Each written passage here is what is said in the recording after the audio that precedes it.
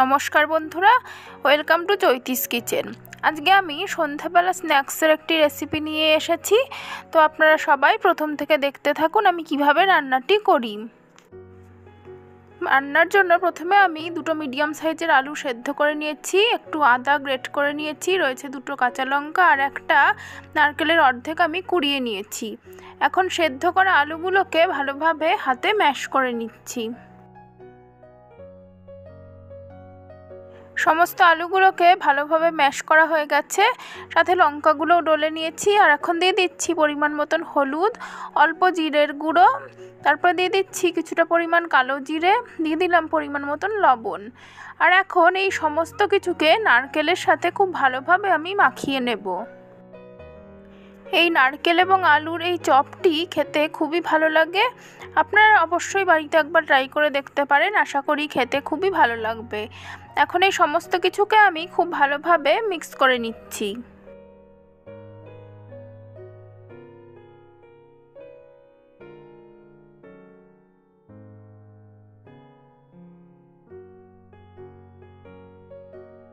সমস্ত পুরটা আমার রেডি করা হয়ে গেছে। আর এখন গ্যাসে কড়াই বসিয়ে দিয়ে দিচ্ছি অল্প একটু সর্ষের তেল। তেলটা ভালোভাবে গরম করে নেব।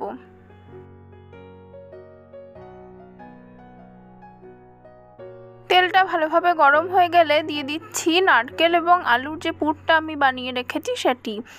কিছুক্ষণ আমি কড়াইতে একটু পুরটা নেড়ে নেব। বৃষ্টির দিনে সন্ধেবেলা চায়ের সাথে খেতে খুবই ভালো লাগে এই নারকেল আলুর চপটি। আপনারা অবশ্যই একবার বাড়িতে ট্রাই করে দেখবেন, আর বানানো খুবই সহজ। এখন নারকেলের পুরটাকে আমি কড়াইতে কিছুক্ষণ একটু ভালোভাবে নেড়ে নিচ্ছি। অবশ্যই গ্যাসের আঁচটা মিডিয়ামে রেখে দেখতে হবে যাতে পুরটা বেশি ভাজা ভাজা না হয়ে যায়।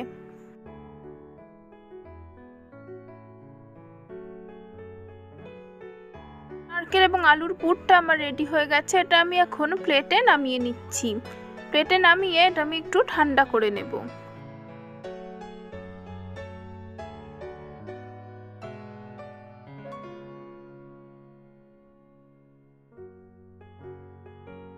এটা হয়ে যাবার পর এভাবে আমি চপের আকারে গড়ে নিয়েছি। এবার একটা বাটিতে আমি দিয়ে দিচ্ছি কিছুটা পরিমাণ বেসন।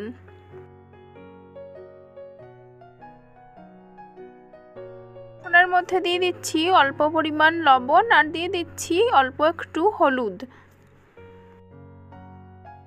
আর সমস্ত কিছু ভালোভাবে মিশিয়ে নিয়ে তারপরে অল্প অল্প জল দিয়ে একটা পাতলা ব্যাটার বানিয়ে নেব। দেখুন ব্যাটারটা আমার বানানো হয়ে গেছে। আর এখন আমি একে একে তেলে ছেড়ে দিচ্ছি চপগুলো। ভাজার জন্য আমি এখানে সাদা তেল ব্যবহার করেছি। গ্যাসের ফ্লেমটা হাইতে রেখে তেলটা খুব গরম করে নিয়ে তারপরে আমি একে একে চপগুলো এখন ভেজে নিচ্ছি।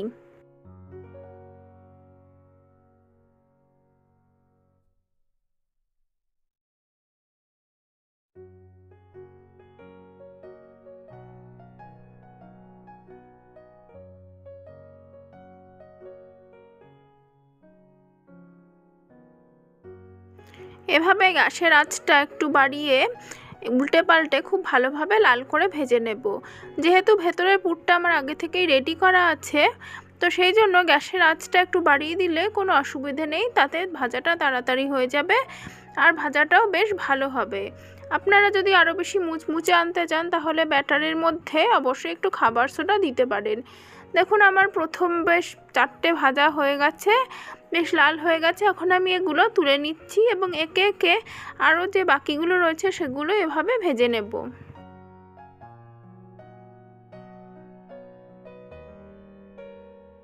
বাকিগুলোও আমি এভাবে একে একে ভেজে নিচ্ছি।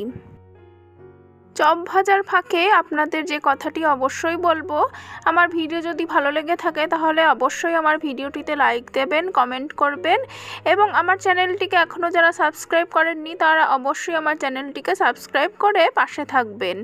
আপনাদের সহযোগিতা একান্তই কাম্য। একটা কথা বলি, আমরা অনেক সময় বাড়িতে এই ধরনের তেলে ভাজা বানিয়ে থাকি। তো তেলে ভাজা বানানোর পরে তেলটা ছেঁকে নিয়ে আমরা কিন্তু পুনরায় তরকারিতে ব্যবহার করতে পারি তেলটা, যদি না তেলটা খুব বেশি পুড়ে যায়। যদি তেলটা বেশি পুড়ে যায় তাহলে সেই তেল ব্যবহার না করাই ভালো। সন্ধেবেলা চায়ের সাথে নারকেল এবং আলুর চপ একদম রেডি। গরম গরম পরিবেশন করুন গরম গরম চায়ের সাথে।